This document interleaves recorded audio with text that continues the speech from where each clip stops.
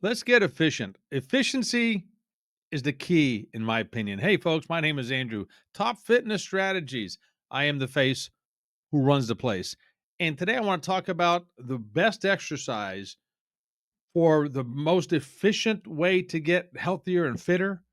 If that makes any sense, in my brain, it makes perfect sense. So we'll see if I can relay it to you guys, and so we'll go from there. Hey, Top Fitness Strategy is all about the fitness over 50. Feel better, look better, gain some confidence. That's what we're all about. I like to keep things simple. I like to make the complicated simple.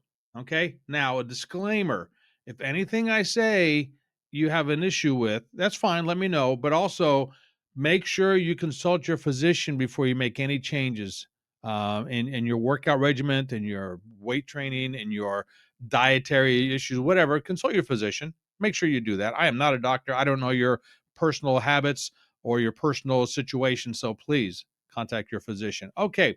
All that being said, this last week I've been hearing an influx of something called zone 2 training. Real fancy, I guess, but basically I've talked about this several times in the past. In a nutshell, grand scope of things. I know it's a lot more detailed than this, so I'm not going to get into a lot of detail. You know about me in detail. Don't like it. I like to keep things simple to understand. Zone 2 training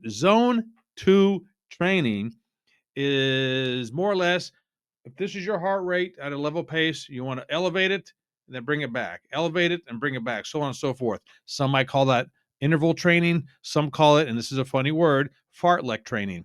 Yeah, I like it as well. It's funny to say fartlek. So, however you want to look at it, that is one of the more optimal ways of working out. One of the more optimal ways of being getting yourself in a healthier state than what you currently are. The theory being you elevate your heart rate, make it work a little bit, and it's okay, time to rest a little bit. Make your heart rate go a little harder, rest for a little bit. One of the easiest ways I can explain this in my mind visually is especially if you live out in the country or in a place where there are telephone poles. Okay, keep that in mind. If you live in the city, it may not work this efficiently for you, but you should understand the scenario I'm going to put to you here. You're in the country, going down a country road somewhere.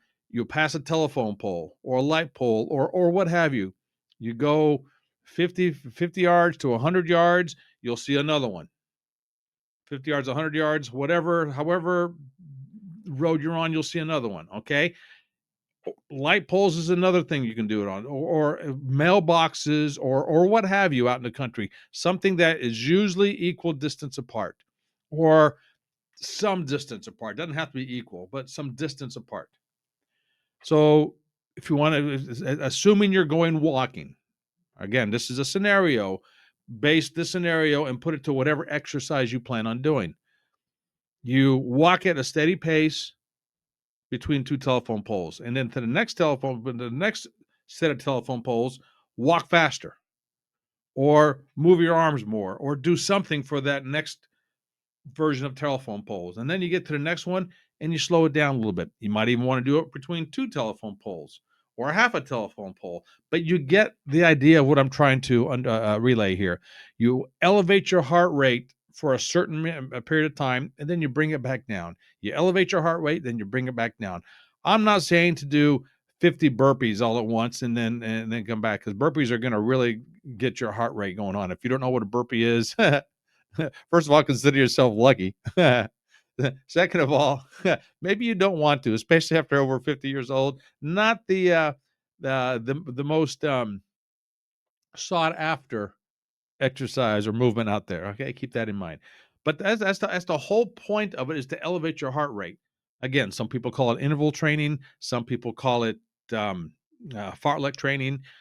A lot of times, if you work out in the weight room, in my opinion, the correct way, you're going to really hit into this. So, for instance, you do and I always bring this up, you do a set of bench press, whatever, 8, 10, 12, 15 reps, whatever it is.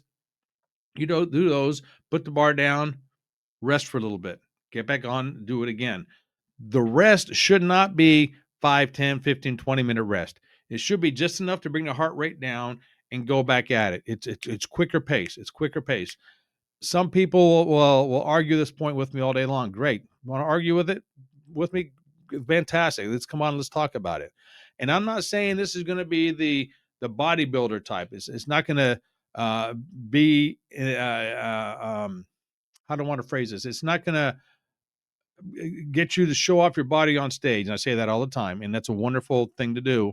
But if that's what you're looking to do, you want more targeted, focused exercises toward particular muscle groups, individual muscle, hence or muscle groups. I'm just talking overall health and fitness for your heart rate, for especially for the folks over 50 that just want to look better, feel better, gain some confidence. I got the tagline in there again. Interval training, zone 2 training, again at its purest form. I'm sure there's a lot more details that you can find about zone 2 type training. I get it. It's out there. That is not the way I want to present this. I want you to have the roundabout knowledge and say, okay, if I do it like this, it seems easier to me. If you ride an exercise bike, and I do that because I ride an exercise bike, you go for a while, because most people do it while they're watching television or listening to a podcast or what have you. Set a timer. Go for 2 or 3 minutes, steady state, and all of a sudden increase the elevation or increase the resistance for 30 seconds to 60 seconds, and then back it off. Try keeping the same rotation with your legs when you're pedaling. Try keeping the same rotation. Elevate the incline or put more resistance on it, then back it off. If you're walking, like I said, between two telephone poles or two fixed points, speed up your walking, then back it down. Speed up your walking, back it down. You want to get your heart going higher and then back down, higher, back down. If you're doing interval or circuits in a weight room, same concept. You're doing that particular exercise for 30 seconds, 60 seconds. You're doing that, whatever exercise it is, then you back it down so you can switch over to the next exercise. Your heart rate comes back down. Same thing with yoga. You do stuff that your heart rate's going to go up and then you elevate it back down. In my opinion, that's one of the best ways to exercise, roundabout exercise or full body or getting better shape and health exercise. If you do that, give it a couple of weeks and then tell me if you feel differently. Hey, if you try it, you don't like it, don't keep doing it. It's just that simple. But I'm telling you, all kinds of studies out there are saying this is one of the more beneficial forms of exercise to do. Okay. Hope this makes sense. My name's Andrew, Top Fitness Strategies. I am the face who runs the place. I will stop it here. Hook me up, look me up, do whatever you need to. Until next time. Ciao.